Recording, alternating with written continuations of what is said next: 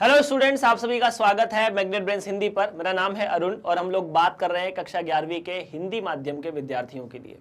कक्षा 11वीं के हिंदी माध्यम के विद्यार्थी अभी पढ़ रहे हैं गणित और अध्याय नंबर 6 लगभग समाप्ति की तरफ है।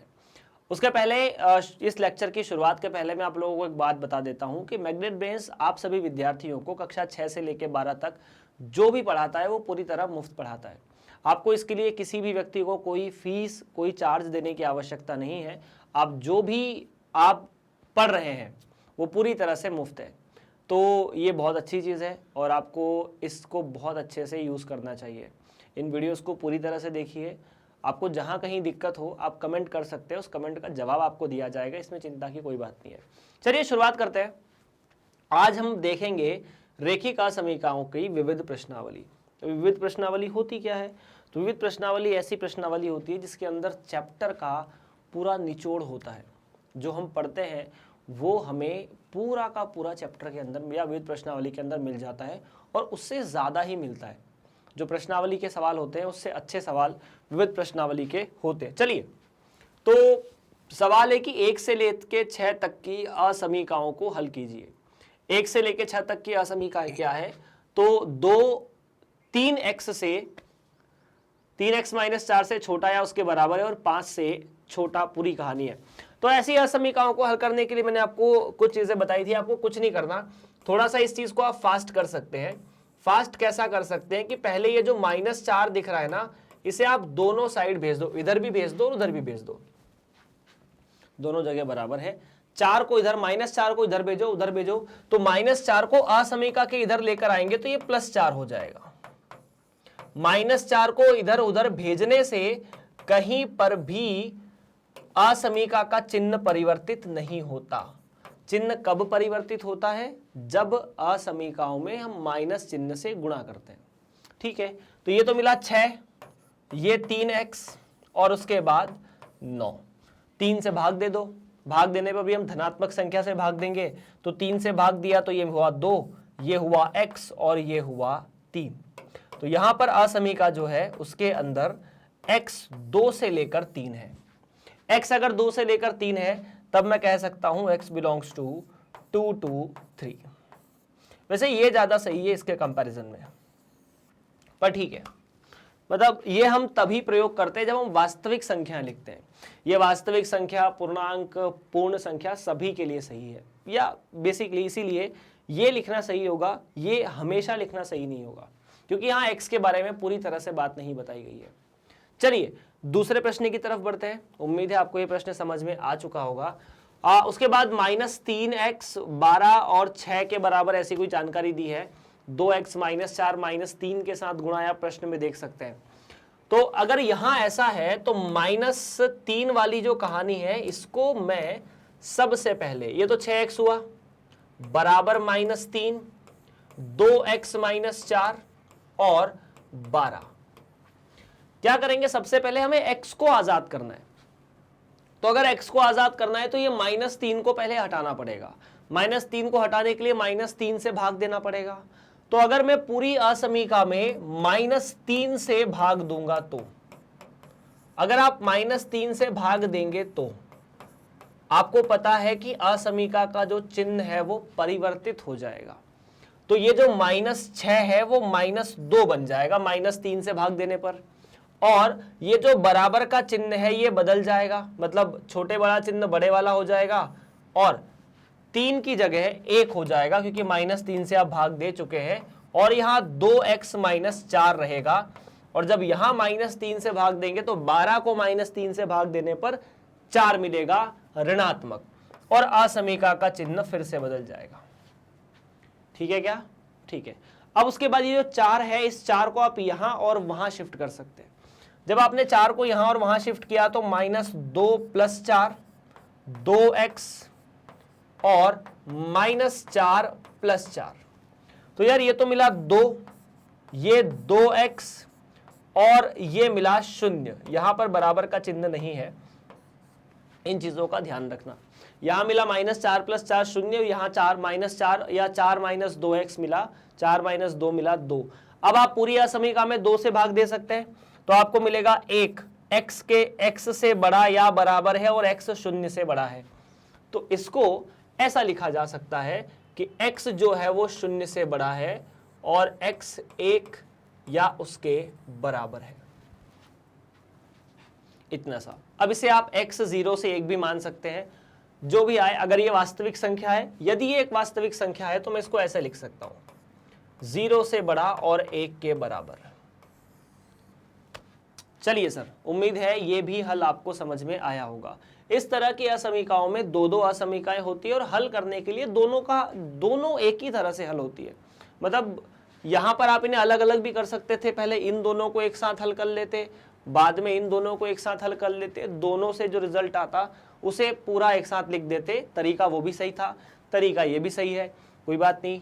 अपना ये थोड़ा सिंपल तरीका है, मतलब इसमें हमें कैलकुलेशन कम करना पड़ेगा। जैसे इस सवाल में आपको दिख रहा है -3 छोटा है या बराबर है किसके, 4 के, -7x 2 18 से छोटा या बराबर है।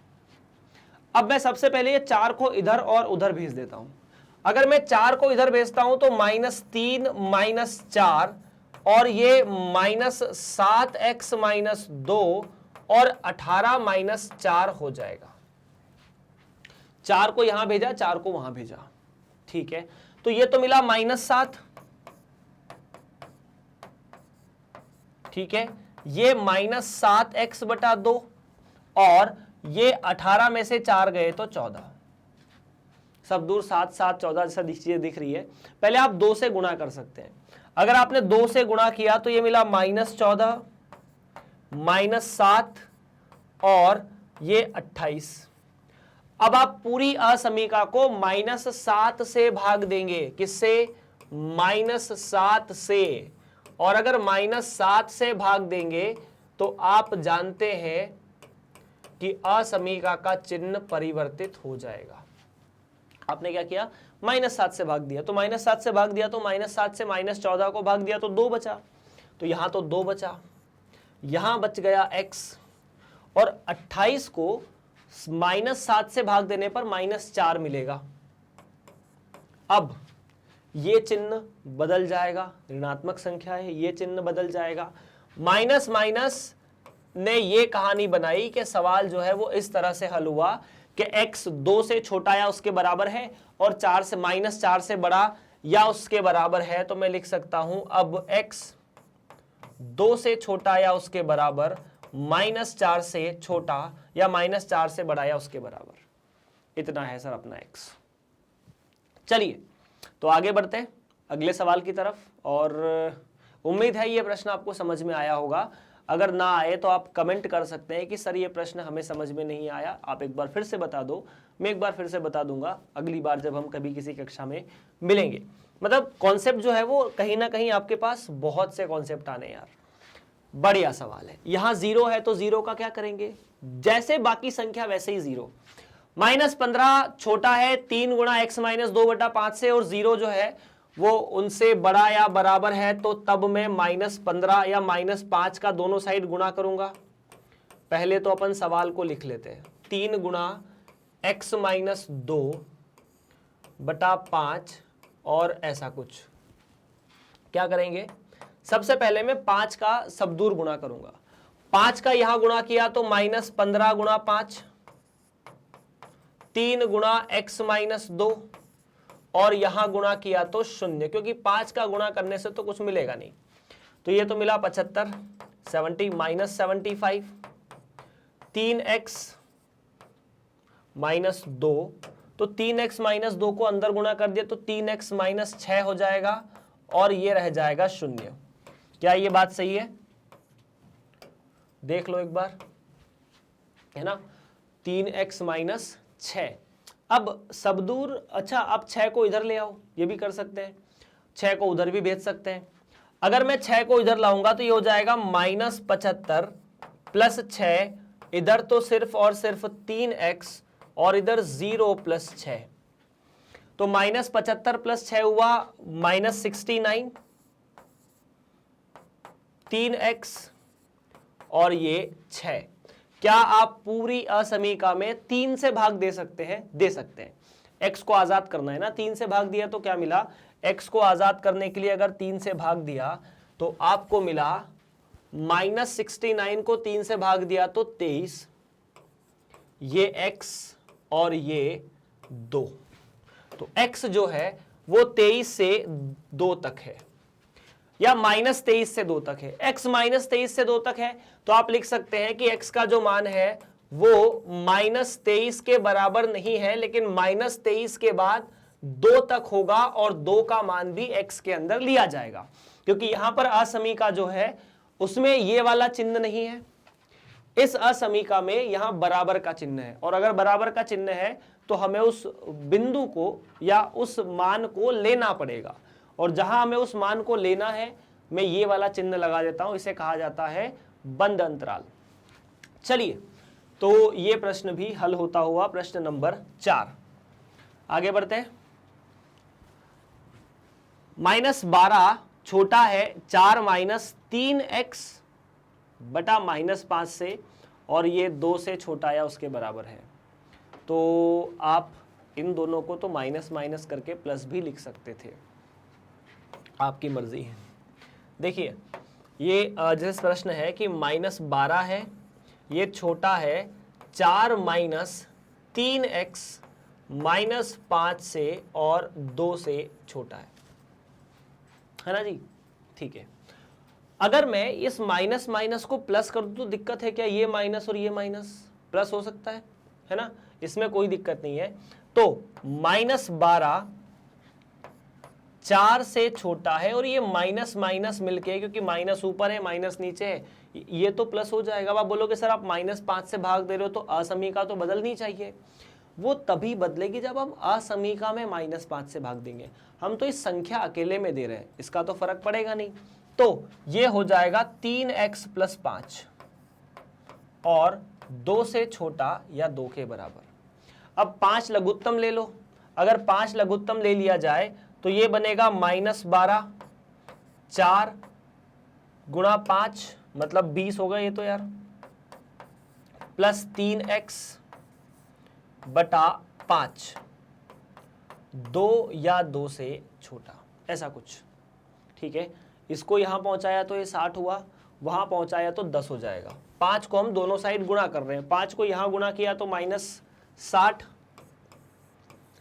छोटा है 20 + 3x से, और ये 10 से छोटा या उसके बराबर है।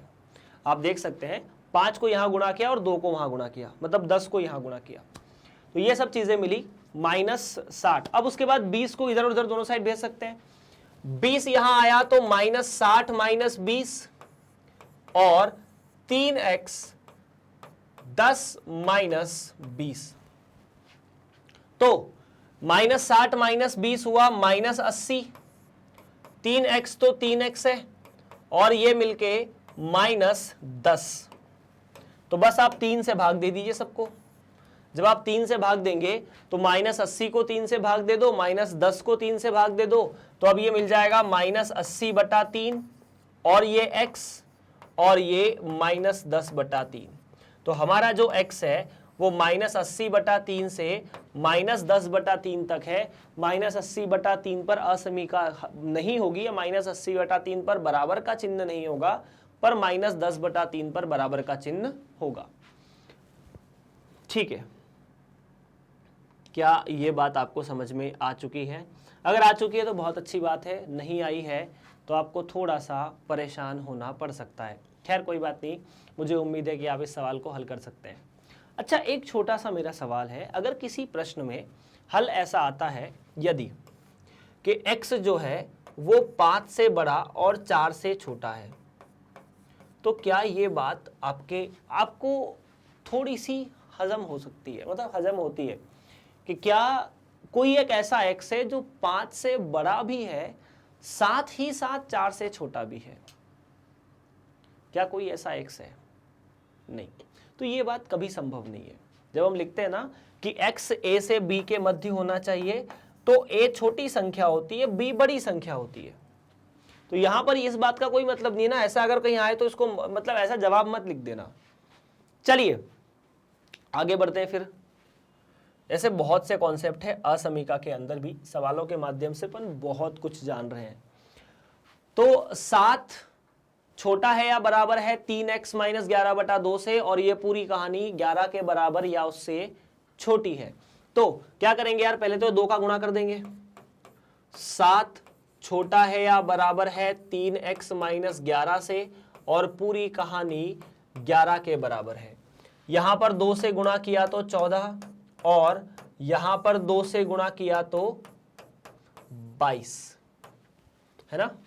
अब ये 11 को इधर ले आओ, उधर पहुंचा दो, तो इधर आया तो 14 प्लस 11 3x और 11 प्लस 22, ठीक है। 14 प्लस 11 हुआ 25, 3x और ये हुआ 33। हाँ जी, एक बार अपन वेरीफाई भी कर लेते हैं। 7 दूनी 14, 14 और 11 25, और 22 और 11 33। अब उसके बाद हम पूरी असमीका को 3 से भाग दे देंगे। अगर हम पूरी असमीका को 3 से भाग देंगे तो 25/3 x और यहाँ पर 11।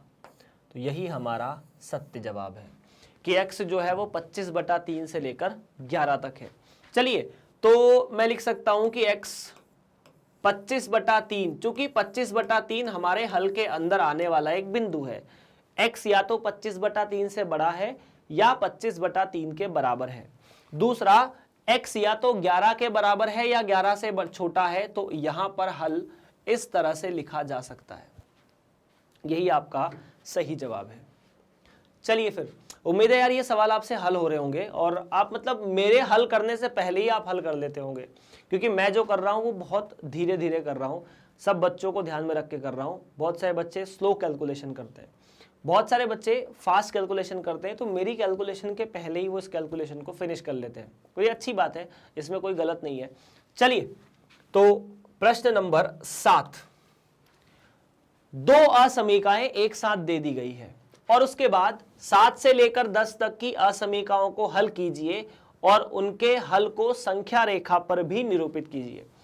तो 5x प्लस 1 बड़ा है -24 से, और 5x माइनस 1 छोटा है 24 से। चलिए फिर, तो 1 बाय 1 दोनों को बनाते हैं। पहली चीज, 5x प्लस 1 बड़ा है -24 से, साथ ही साथ दूसरी चीज 5x माइनस 1 छोटा है 24 से। तो सबसे पहले -1 को वहां भेजो, तो 5x 24 माइनस 1 माइनस 24 मतलब -25, ठीक है। एवं, यहां एवं क्यों लगाना पड़ेगा, एवं शब्द लिख देना। एवं का मतलब है ये भी सही होना चाहिए, ये भी सही होना चाहिए। एवं की जगह आप और शब्द लिख सकते हैं, एवं की जगह आप और भी लिख सकते हैं, ऐसा।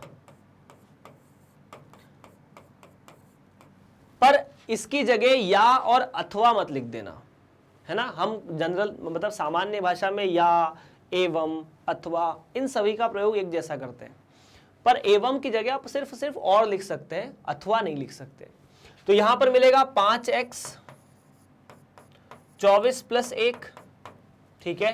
तो यहां तो मिला 5x माइनस 25 से बड़ा हो, साथ ही साथ 5x 25 से छोटा हो। आप यहां 5 से भाग देंगे तो आपको मिलेगा x माइनस 5 से बड़ा हो, एवं x जो है वो 5 से छोटा हो। अब ये भी सही होना चाहिए, वो भी सही होना चाहिए। इन दोनों को ऐसा नहीं कि सिर्फ ये हो जाए। अगर सिर्फ इसे देखोगे, जैसे मान लो मैं इसके सामने खड़ा हो जाता हूं, अगर मैं सिर्फ इसे देखूंगा तो इसका मतलब x माइनस 5 से बड़ा है, तो वो -4 -3 -2 -1 0 1 2 3 4 5 6 7 8 9 10 कुछ भी हो सकता है। पर ये वाला जो x है वो बोलेगा कि भाई 5 होना ही नहीं है, ना 6 होना है, ना 7 होना है।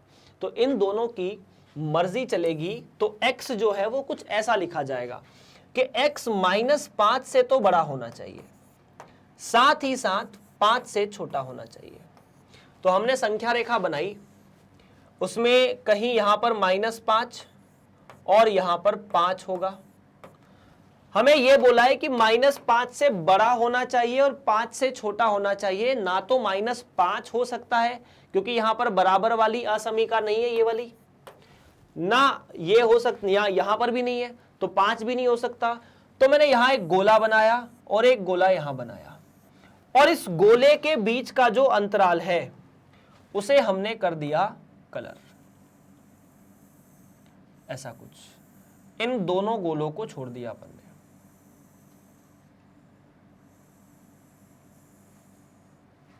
ऐसा कुछ, यही आपका संख्या रेखा पर हल है।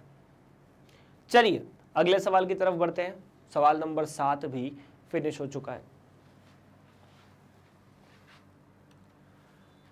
यहां पर भी 2 असमीकाएं हैं और 2 असमीकाएं थोड़ी भयंकर भयंकर सी दिख रही होगी आप लोगों को। भयंकर नहीं है मतलब ऐसे सवालों में ना, मतलब अगर मैं इन दोनों को अलग अलग करके लिख दूं तो शायद आपको ये थोड़ा सरल लगेगा, और ये काफी सरल भी है। x + 5 से छोटा है ऐसा। दूसरा है 3 गुणा x + 2 बड़ा है 2 - x से। तो सबसे पहले इसे हल कर लेते हैं। पहले 2 का गुणा कर दो सब दूर यार, तो 2x - 2 x + 5। तो मैं x को इधर ले आऊंगा तो 2x - x 5 + 2, तो ये मिला x छोटा हो 7 से। एवं यहां पर भी वही चीज, 3x + 6 बड़ा हो 2 - x से। ठीक है, साथ ही साथ 3x + x बड़ा हो 2 - 6 से। ठीक है, तो यहां से आपको मिल जाएगा कुछ ऐसा, 4x बड़ा हो -4 से, जिसका मतलब होगा x बड़ा हो -1 से, है ना। 4 से भाग दे दिया तो x -1 से बड़ा हो और 7 से छोटा हो। इन दोनों को लिखोगे तो x कुछ इस तरह से लिखा जाएगा, ना तो यहां बराबर का चिन्ह है ना यहां बराबर का चिन्ह है, तो x -1 से बड़ा और 7 से छोटा होना चाहिए। -1 से बड़ा मतलब ये एक बिंदु -1 ले लो और एक बिंदु 7 ले लो, और अगर इन दोनों को एक साथ बनाओगे तो आपने यहां पर एक बड़ा सा गोला बनाया, एक गोला बड़ा सा यहां बनाया। -1 से 7 के बीच की जितनी संख्याएं हैं आप उन्हें इस तरह से डार्क, मतलब इस रेखा को थोड़ी सी डार्क कर देना बस, -1 से 7। और ये हो चुका आपका हल संख्या रेखा पर प्रश्न नंबर 8 का। चलिए 7 से 10 तक करना यही कहानी, तो 9 भी करते हैं 10 भी करते हैं।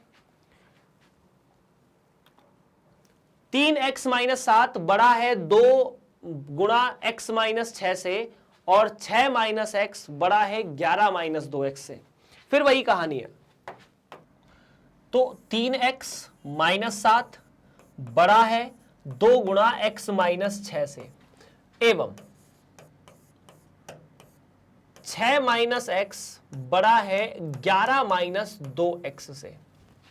अब देखिए यार, ये तो 3x - 7 है और ये बड़ा है 2x - 12 से, एवं 6 - x बड़ा है 11 - 2x से। मैं 2x को इधर लाता हूं, 7 को उधर भेजता हूं, तो ये बचेगा कुछ ऐसा, 3x - 2x बड़ा है 7 - 12 से। 7 उधर गया तो धनात्मक, एवं 6 या 6 को यहीं रहने देते हैं, -x + 2x बड़ा है 11 - 6 से। अब देखो 3x - 2x तो हो गया x, 7 - 12 -5, तो x -5 से बड़ा है, एवं ये हुआ x इन दोनों से और x 5 से बड़ा है, यार ये तो अजीब सी बात आ गई, x -5 से बड़ा है एवं x 5 से बड़ा है, इसका मतलब क्या होगा? ये तो मतलब ऐसा आ रहा ना, ऐसा मतलब अभी तक हमने जो हल किए उसमें ऐसा था ना कि x 5 से बड़ा है, 10 से छोटा है, यहां तो x दोनों से बड़ा है। तो देखो -5 से बड़ा होना चाहिए, साथ ही साथ 5 से भी बड़ा होना चाहिए। तो जैसे मान लीजिए आपने एक संख्या ली 4, तो 4 -5 से तो बड़ा है लेकिन 5 से बड़ा नहीं है, इसीलिए वो हल में नहीं आएगा। आपने मान लीजिए 0 नाम की संख्या ली, 0 -5 से बड़ा है लेकिन 5 से बड़ा नहीं है, इसीलिए वो भी हल में नहीं है। आपने 10 लिया, 10 -5 से बड़ा है और 5 से भी बड़ा है, इसीलिए वो हल में है। तो ऐसे सवालों का हल कैसे करेंगे उसे ध्यान से देखिए। आपने लिखा -5, दोनों जगह कहीं पर भी बराबर का चिन्ह नहीं है, ये -5 है और यहां कहीं अपन 5 मान लेते हैं, -5 के आगे ही 5 होगा। अब आपको बोला जाए कि x -5 से बड़ा है, तो -5 से बड़े x को इस तरह से बनाया जा सकता है कि ये -5 है और -5 के आगे की संख्या हमें चाहिए, ठीक है क्या?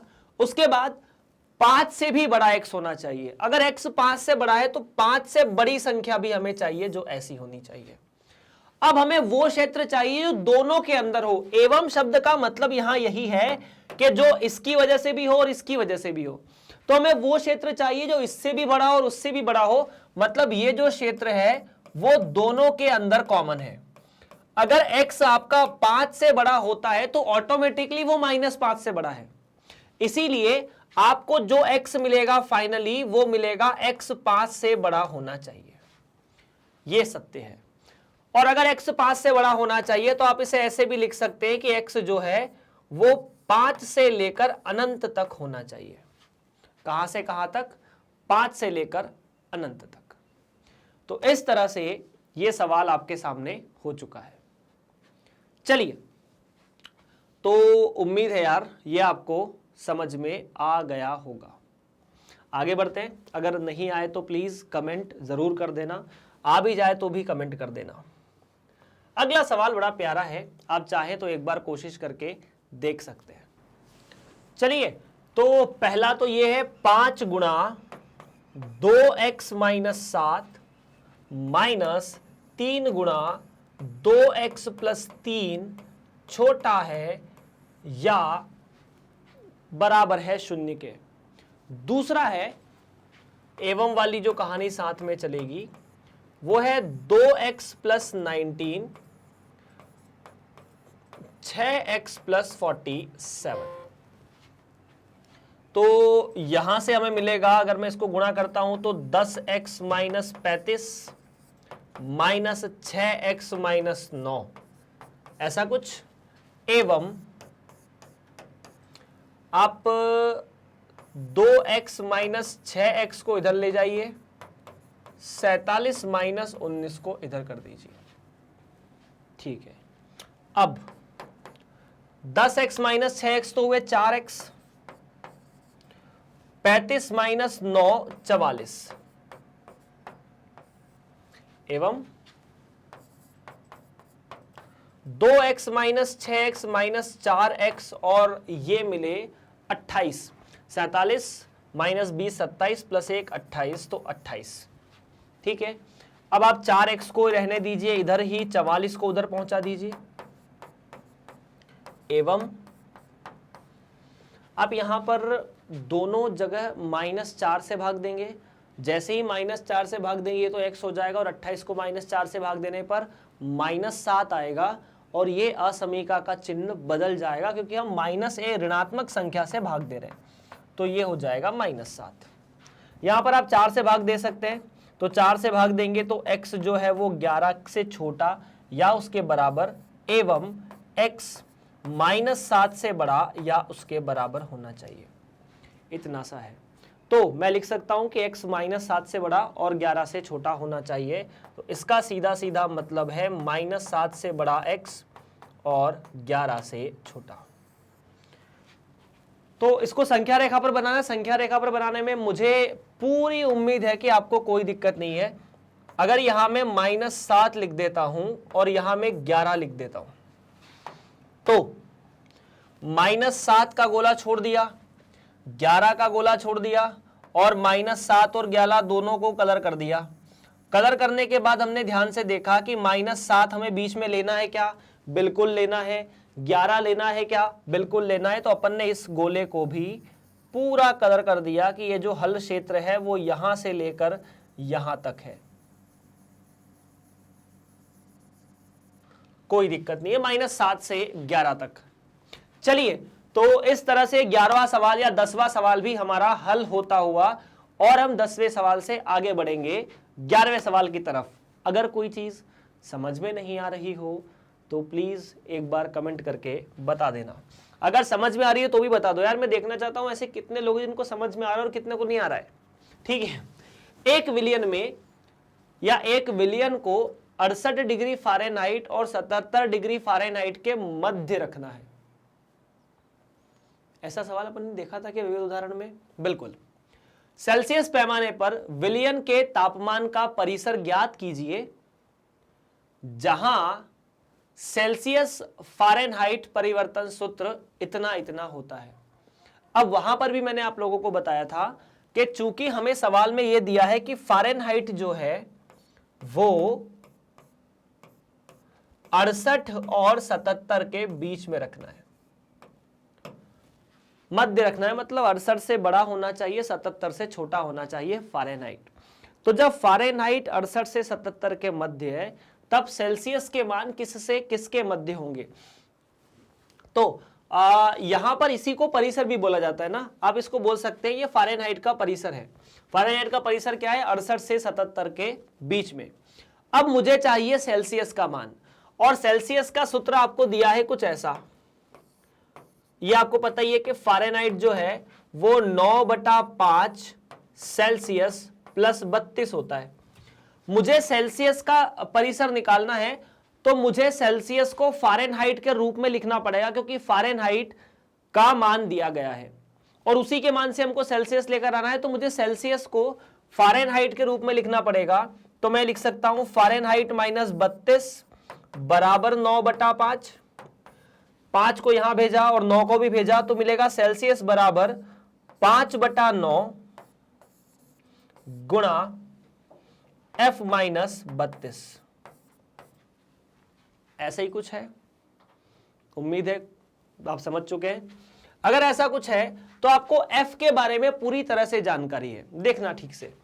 आपको चाहिए F-32 गुणा 5/9। तो चूंकि F का मान 68 से लेकर 77 के बीच में है, हमें चाहिए F-32। हमने पूरे समीकरण में या पूरी असमीका में 32 घटा दिया।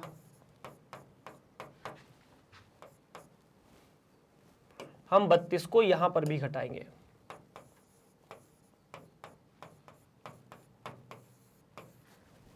तो 68 - 32 कितना हुआ? ये हुआ 64 नहीं, सॉरी 34। ये हुआ 34 और यहां पर बराबर का चिन्ह हटाया, बिल्कुल हटाया। ये F-32 है और 77 में से अगर 32 चले गए तो 45। क्या हमने सही किया है सब कुछ? बिल्कुल सही किया है, बस यहां 36 हो जाएगा, है ना। 8 में से 2 गए तो ठीक है। तो F-32 और अब आपको चाहिए 5/9। तो पूरी असमीका में 5/9 का गुणा कर दो, सीधा सीधा। पहले सवाल में हमने 5/9 का या 9/5 का अलग अलग गुणा किया था, तो अपन ने सीधा डायरेक्ट यहां गुणा कर दिया। यहां पर मिला 5/9 गुणा F-32 और यहां पर भी वही है 5/9 गुणा 45।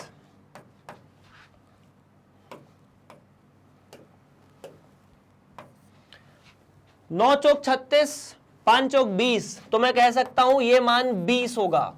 और ये 5/9 F-32 की जगह आप C लिख सकते हैं। तो इसका मतलब ये तो C है, C मतलब सेल्सियस। 9 पंजे 45 और 5 पंजे 25, तो C का मान 20 से 25 के बीच में होगा। यही C का परिसर है। जब फ़ारेनहाइट का मान 68 से 77 के बीच में होगा तब C का मान 20 से 25 के मध्य होगा और हमें यही निकालना था, यही सिद्ध करना था। चलिए समझ में आया ना? कोई दिक्कत, कोई परेशानी नहीं है। थोड़ा सा अब यहाँ प्रॉब्लम हो सकती है। 8% बोरिक एसिड के विलयन में 2% बोरिक एसिड का विलयन मिलाकर तनु मतलब डाइल्यूट किया जाता है। परिणामी मिश्रण में बोरिक एसिड 4% से अधिक तथा 6% से कम होना चाहिए। ठीक है, यदि हमारे पास 8% विलयन की मात्रा 640 लीटर हो तो ज्ञात कीजिए कि 2% के कितने लीटर इसमें मिलाने होंगे। कुछ नहीं करना, पहले सवाल को समझ लो बहुत अच्छे से। आपके पास एक बड़ा सा ड्रम है, इस ड्रम के अंदर बोरिक एसिड है जिसमें जो 8% विलयन वाला है, ठीक है, दूसरे में 2% वाला है।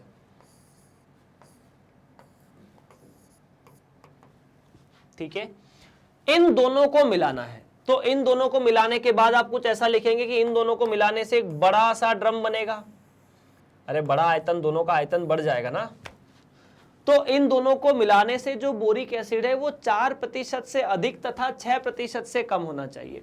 मतलब जो 2% था और 8% था उसकी जगह 4 से लेकर 6 तक कोई भी प्रतिशत हो जाए दिक्कत नहीं है। यहां ये नहीं बोला है कि 5% है या 3% है या 4.5 है। 4 से लेके 6 तक कुछ भी हो, 4.1 होगा चलेगा, 4.2 होगा चलेगा। ठीक है, आपके पास 8% वाले विलयन की मात्रा 640 लीटर है। 640 लीटर का ये ड्रम है। ठीक है, तो ज्ञात कीजिए कि 2% के कितने लीटर मिलाने होंगे। तो मान लेते हैं 2% के x लीटर मिलाने होंगे, यही करना पड़ेगा बिल्कुल। तो ये जो पूरा ड्रम है, क्या इसके अंदर 640 प्लस x लीटर हो जाएगा? हाँ सर, हो जाएगा। क्या ये बात ठीक है? तो क्या मैं कहूं कि 8% 640 लीटर का, 2% x लीटर का सदैव इसके 4% से बड़ा होना चाहिए और इसके 6% से छोटा होना चाहिए। इसके आपको जो विलयन बनाना है वो 4% से 6% के बीच में बनाना है। मतलब इन दोनों से जो बने वो 4% से ज्यादा रहे और 6% से कम रहे। बात तो सही है ना? तो क्या मैं यहां एक छोटी सी बात लिखने की कोशिश कर सकता हूं कि 640 प्लस x लीटर का 4%।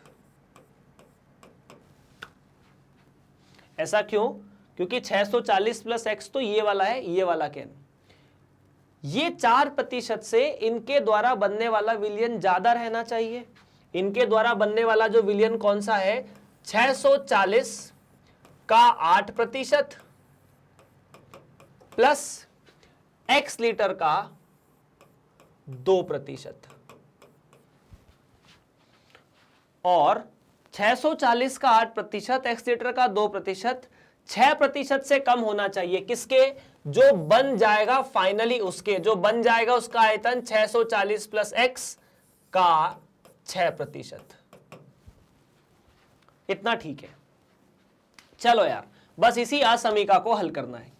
तो 640 का 4%, तो 640 प्लस x गुणा 4, 4 मतलब 4/100। 640 का 8%, तो 640 गुणा 8/100 प्लस x गुणा 2/100। प्रतिशत को तो ऐसे ही निकालते ना। उसके बाद 640 प्लस x गुणा 6/100, 6%। अब आप पूरी असमीका में 100 से गुणा कर सकते हैं। 100 वाली चीजें कैंसिल हो जाएगी और चाहे तो सब दूर 2 से तो भाग दे ही सकते हैं, इतना तो कर ही सकते हैं। चलो कोई बात नहीं, अगली स्टेप में कर लेंगे। तो 640 प्लस x गुणा 4 छोटा है 640 गुणा 8 प्लस x गुणा 2, और यहां पर 640 प्लस x गुणा 6 से। अब यार देखो, 2 से भाग दोगे तो ये 4 2 हो जाएगा। इन दोनों में इसे 4 लिख सकते हैं, इन दोनों में ये 2 कैंसिल हो जाएगा और इस पूरे में ये 6 कैंसिल हो जाएगा क्योंकि 6 दोनों के साथ गुणा है। तो अगर 2 से भाग दिया जाए तो मुझे यहां पर मिलेगा 640 प्लस x गुणा 2, और यहां पर मिलेगा 640 गुणा 4 प्लस x, और 640 प्लस x गुणा 3, इतना ही है। अब क्या करेंगे, थोड़ा सा गुणा भाग तो करना ही पड़ेगा। अब तो 640 का 2 में गुणा किया तो 1280 प्लस 2x, 640 का 4 में गुणा किया तो 24 प्लस 160, 2400 प्लस 160 2560 है ना, 0 4 चौक 16, 16 का 1, ठीक है 624, और इतना प्लस 1 मिलाकर 25, और अगर इधर करेंगे तो 1920, 640 का 1800 प्लस 120, और यहां पर 3x। तो यहां पर आपको 2 असमीकाएं बनती हुई दिख रही है। पहली असमीका ये वाली, दूसरी असमीका वो वाली। इन दोनों को अलग अलग हल करना पड़ेगा। अलग अलग क्यों हल करना पड़ेगा, क्योंकि इन दोनों में भी x है, इन दोनों में भी x है। अगर सिर्फ एक संख्या होती तो बात अलग थी। अगर संख्या होती तो उस संख्या को मैं यहां भेज देता, यहां भेज देता। ये x को कहां कहां भेजूं, उधर भी भेजूं, इधर भी भेजूं, थोड़ी दिक्कत होगी। तो अपन इन दोनों को अलग अलग हल कर लेते हैं। अलग अलग हल कर लेते हैं मतलब मैं कह सकता हूं कि 1280 प्लस 2x 2560 प्लस x से छोटा हो, साथ ही साथ 2560 प्लस x 1920 प्लस 3x से छोटा हो। तो आप x को इधर लाएंगे तो 2x में से x गए तो सिर्फ और सिर्फ x बचे रहेंगे, 2x में से x चले गए, 2560 में से 1280 को आपको घटाना है।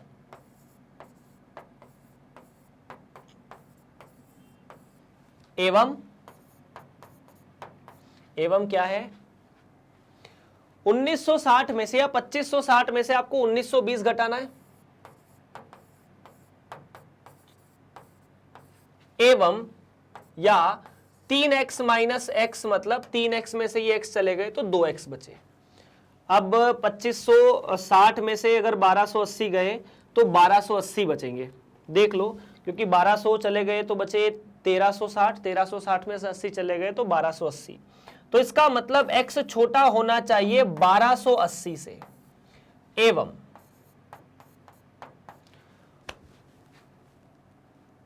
2560 में से 1920 चले गए तो यहां पर बचा 640, 640 बटा 2 हो जाएगा।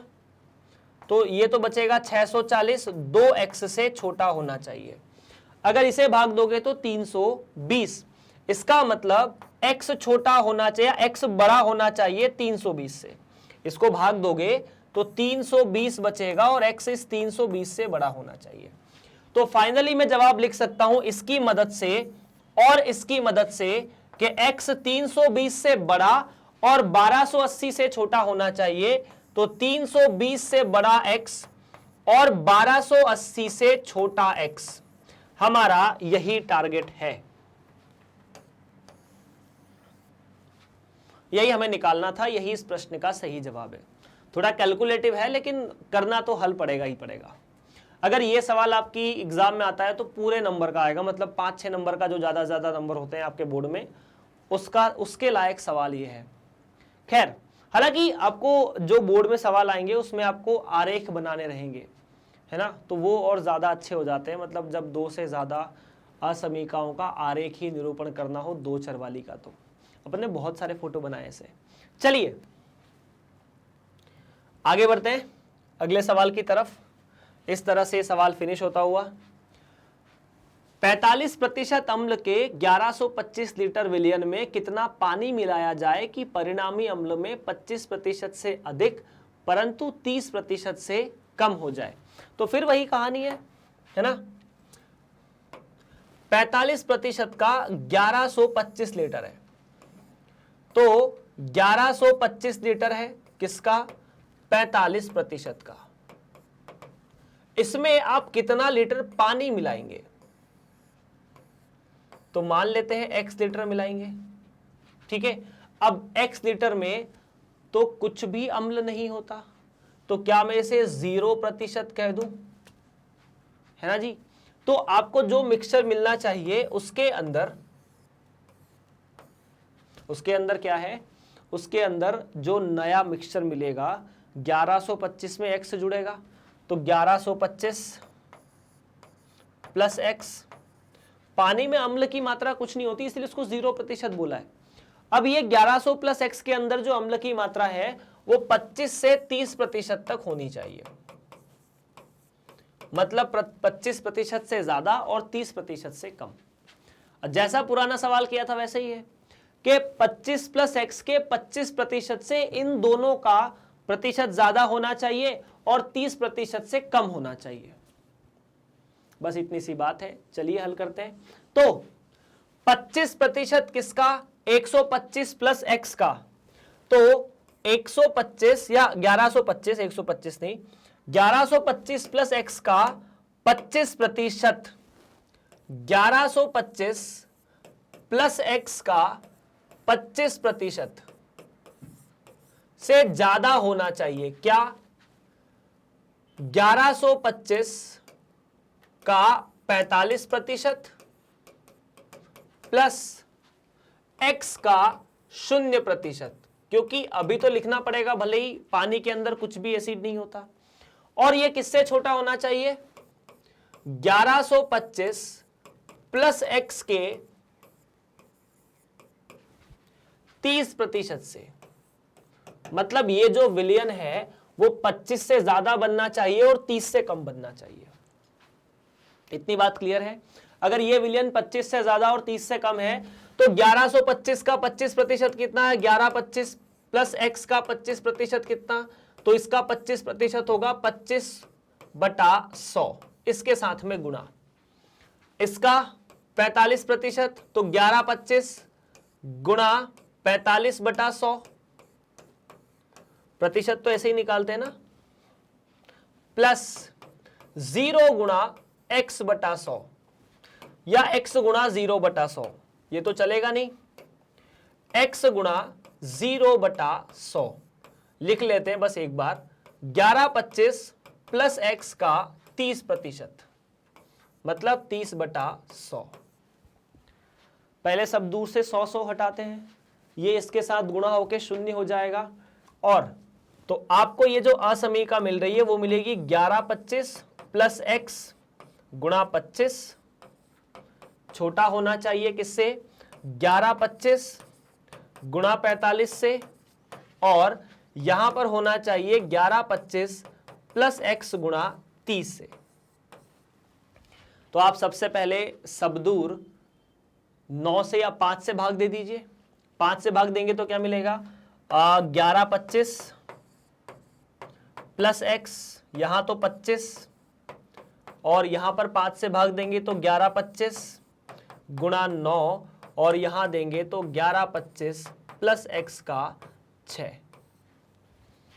ठीक है जी, तो बस इसे हल करना है यार। तो 1125 का अगर 5 में गुणा करेंगे तो 11 पंजे 55 प्लस 125, तो 5625 प्लस 5x, 11 नंबर 99, इसका तो गुणा ही करना पड़ेगा, तो 9 पंजे या 45, हाँ 4, 9 दूनी 18 और 4 22, 2, 9 एकम 9 और 2 11, और फिर एक बच गया, 9 एकम 9 और एक 10। ठीक है, इससे छोटा, और यहाँ पर मिलना चाहिए 1125 गुणा 6। अरे रुको यार, इसको ऐसे नहीं करेंगे, इतना कैलकुलेशन नहीं करना होता। इसको लिख सकते हैं 1125 गुणा 5 प्लस 5x, इसको लिख सकते हैं 1125 गुणा 9, और इसे लिख सकते हैं 1125 गुणा 6 प्लस 6x। अब यहां पर फिर से आपके सामने दो असमीकाएं बन गई है, आप पहले इसे ले लीजिए, बाद में इसे ले लीजिए, यही करेंगे। तो पहली असमीका क्या है, पहली असमीका है 1125 गुणा 5 प्लस 5x, छोटा है 1125 गुणा 9 से, एवं 1125 गुणा 9 छोटा है 1125 गुणा 6 प्लस 6x से। तो देखिए ये 5 को वहां पहुंचाएंगे तो 11 25 गुणा 9 में से 11 25 गुणा 5 जाएंगे तो 11 25 गुणा 4 बचा रहेगा सिर्फ।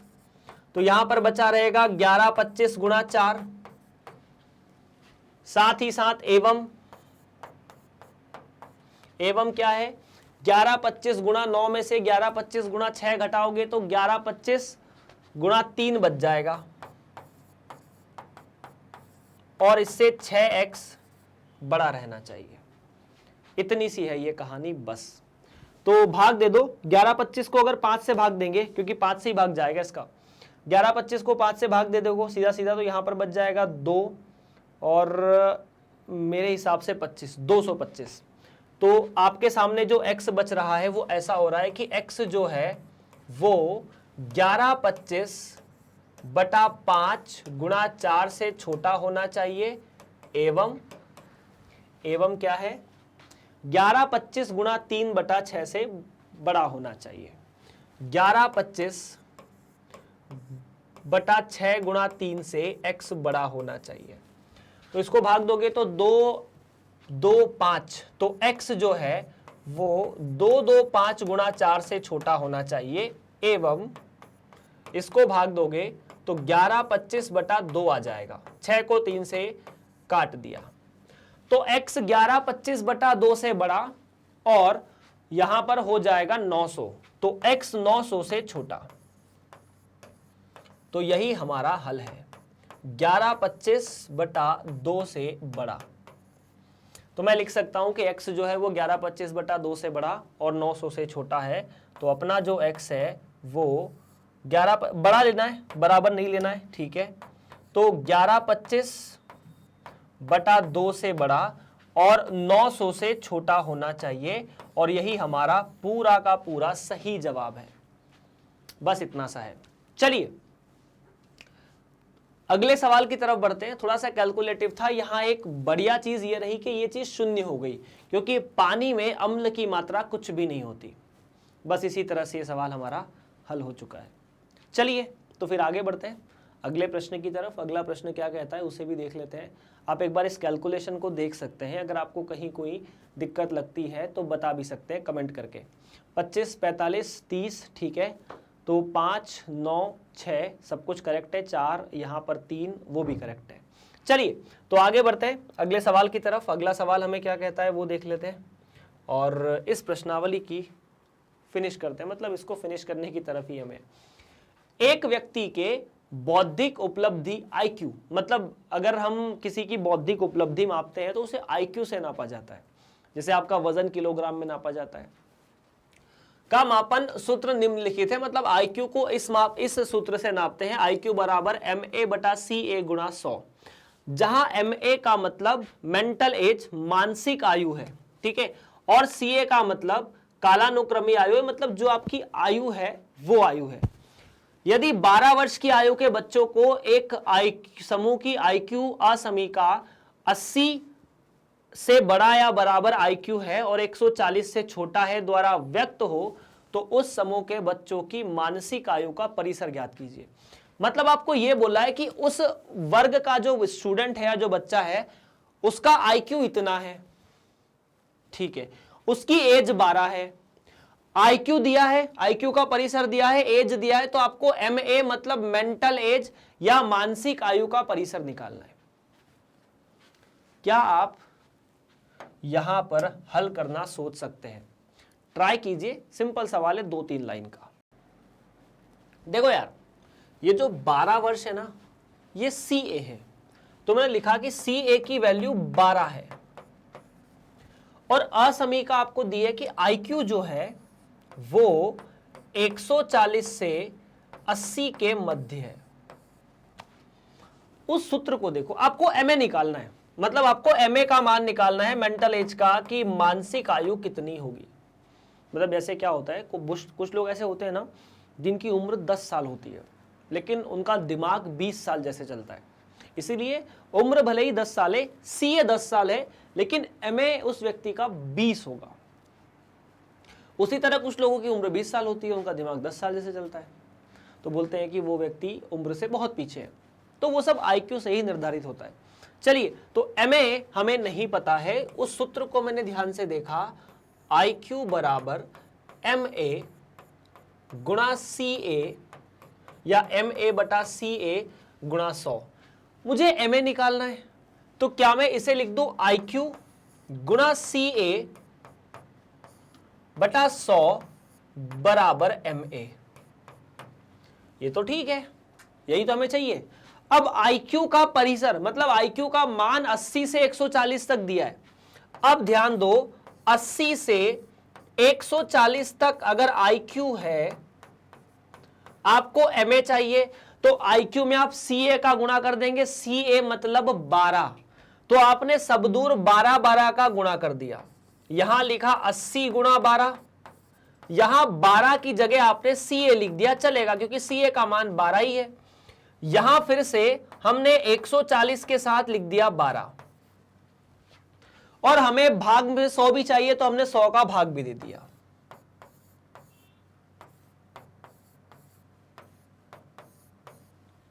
तो 10 से 10 गया, क्या बचा 12 गुणा 8, यही बच रहा है ना यहां पे, 12 गुणा 8 बटा 10, जो इसकी जगह IQ गुणा CA बटा 100 की जगह IQ गुणा CA बटा 100 की जगह MA लिखा जा सकता है, तो ये MA आ गया। और यहां पर 14 गुणा 12 बटा 10, ठीक है जी, ठीक है। गुणा करोगे 12 का 8 में, तो 12 8 96, 96 बटा 10 MA, ठीक है। 14 का 12 में गुणा किया, तो 12 चौक 48 का 8 हासिल 4, 12 एकम 12 और 4 16 बटा 10। तो अगर मैं 96 को 10 से भाग दूं तो 9.6, ये MA और ये 16.8। तो जो मानसिक उम्र है वो 9.6 से 16.8 होगी। तो अगर किसी व्यक्ति की उम्र 12 साल है और उसका IQ 80 है, तो मैं कह सकता हूं कि उसकी मानसिक उम्र 9.6 है, मतलब 9 साल और कुछ महीने। मतलब ऐसा, इसको ऐसे समझ के देखो कि 12 साल की उम्र का व्यक्ति अगर 80 IQ रखता है, तो उसकी वास्तविक उसके दिमाग की जो उम्र है वो 9.6 है। और अगर वही 12 साल का बच्चा व्यक्ति नहीं 140 IQ रखता है, तो उसकी जो उम्र है दिमाग की वो 16 साल के व्यक्ति के बराबर है, 17 साल के व्यक्ति के बराबर है, बच्चा के बराबर है। तो मानसिक उम्र और शारीरिक उम्र इसी तरह से निकाली जाती है। खैर, मानसिक और शारीरिक उम्र के साथ एक और चीज यहां हो जाती है, वो है इस अध्याय की समाप्ति। अध्याय की समाप्ति से आप लोगों को एक चीज़ ध्यान रखनी है कि अध्याय समाप्त हुआ है, पढ़ना समाप्त नहीं हुआ है। इसके बाद और भी अध्याय है। इस अध्याय में आपने जो देखा है, जो पढ़ा है, जो सीखा है, उसे आप एक बार खुद से हल करके देखिए। इसके अलावा अगर आप मैग्नेट ब्रेन्स के चैनल्स को यूट्यूब पर सब्सक्राइब कर चुके हैं तो बहुत अच्छी बात है। अगर नहीं किया है तो उसे कर लीजिए, वहाँ आपको सारे वीडियो मिल जाएंगे मैग्नेट ब्रेन्स और मैग्नेट ब्रेन्स हिंदी पर। अगर आप मैग्नेट ब्रेन्स के वीडियोज़ को, चाहे वो किसी भी चैनल के हो, मैग्नेट ब्रेन्स या मैग्नेट ब्रेन्स हिंदी को एक साथ देखना चाहते हैं, तो गूगल पर लिखिए www.magnetbrains.com और आप वहाँ पर जैसे ही क्लिक करेंगे सबसे पहली साइट मैग्नेट ब्रेन्स को, तो आपको CBSE हिंदी माध्यम दिखेगा। उस पर क्लिक करने के बाद अपने कक्षा 11वीं सिलेक्ट की, 11वीं सिलेक्ट करते ही आपको दिखा मैग्नेट ब्रेन्स में ये वीडियो। इस पर आप क्लिक करेंगे तो आपको बहुत कुछ चीज़ें, मतलब बहुत सारे अध्याय लिखे हो रहेंगे। किसी भी एक अध्याय पर क्लिक करेंगे तो उसके सारे वीडियो आपको दिख जाएंगे, सारे वीडियो मतलब उनके टॉपिक दिख जाएंगे।